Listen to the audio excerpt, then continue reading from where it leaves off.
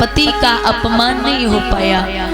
इनकी शादी हुई, 9 बेटियां हुई, 10वें पुत्र हुए जिनका नाम है कपिल भगवान, साक्षात ब्रह्म।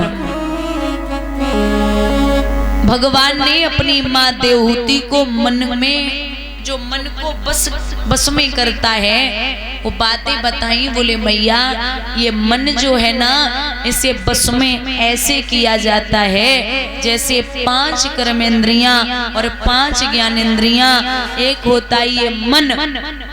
इन 10 घोड़ों को अकेला मन चलाता है।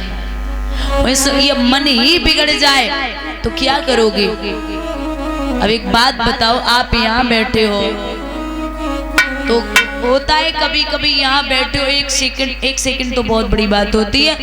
कहते हैं कि पता नहीं एक पल भी बहुत बड़ा होता है। दिमाग लखनऊ, बाराबंकी, पता नहीं कहाँ पहुंचे, बैठे पंडाल में हो। तो भगवान की भक्ति में भी मन एकाग्रचित नहीं रहता। कभी कभी सत्संग में जितना लगाओ उतना कम है। ये मन जो होता ना गधे के समान होता है, जैसा चलाओगे वैसा चलेगा पूर्ण तरीके से। क्योंकि धोबी जो होते थे ना पहले के, वो धोबी कपड़े धुल करके गधे पे रखा करते थे, गधा रखा करते थे। तो एक दिन एक धोबी कपड़े धुलने के लिए पहुंचा, तो उसने गधे को लिया, कपड़े धुलने लगा। अब अगर कपड़ा धुले तो गधा भाग जाए, खेती बंजर करे, और अगर गधा पकड़े तो कपड़े न धुल पाए। अब क्या करें? तो एक संत जी निकले, वो बैठ के रो रहा था, महाराज क्या करें? तो संत जी बोले क्या बात है, क्यों रो रहा है? जवाब दिया, महाराज गधा पकड़ूंगा तो कपड़े नहीं धुल पाऊंगा, और कपड़े धुलूंगा तो गधा भाग जाएगा, बताओ क्या करूं? तो संत का मतलब होता है, संत मीन्स समाधान और समाधान मीन्स संत। जो सच्चा संत होता है उसके पास हर एक चीज का समाधान होता है। तो बोले इधर आ, इस गधे को पकड़ और पेड़ के पास ले जा। 7 बार हाथ घुमाना, गधे को पैर में बांधा जाता है। तो 7 बार पैर, जो वहीं पे गधा खड़ा था, हाथ घुमाया पैर की तरफ। गधा समझ गया कि मुझे बांध रहा है, तो वहीं खड़ा हो गया। अब गधा तो गधा वहीं खड़ा हो गया।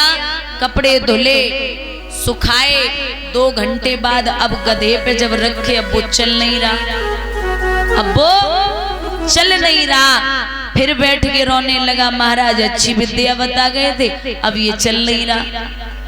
संत जी वापस आ रहे थे, बोले अब काहे को रोए रहे हो? बोले महाराज आप ऐसे बोल के गए, अब तो ये चल नहीं रहा। संत जी बोले अरे बाबरे काहे को पागल रहे हो? जे ना, जे गधा को पहले सीधे हाथ घुमाया था 7 बार, अब ठीक उल्टा घुमा दे। जैसे ही उल्टा हाथ घुमाया, महाराज गधे ने चलना शुरू कर दिया। समझ गया, मैं खुल गया हूँ। तो ऐसे ही मन होता है, आप सत्संग में जितना लगाओगे, जितना भी भागने की कोशिश करें, इसी सत्संग में लगाइए, फिर ये दौड़ने वाला नहीं है।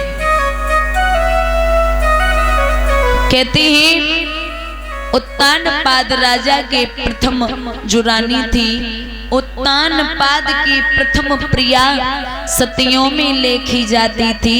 वो परम विनीता नीतिवती रानी सुनीति कहलाती थी, बड़ी प्यारी।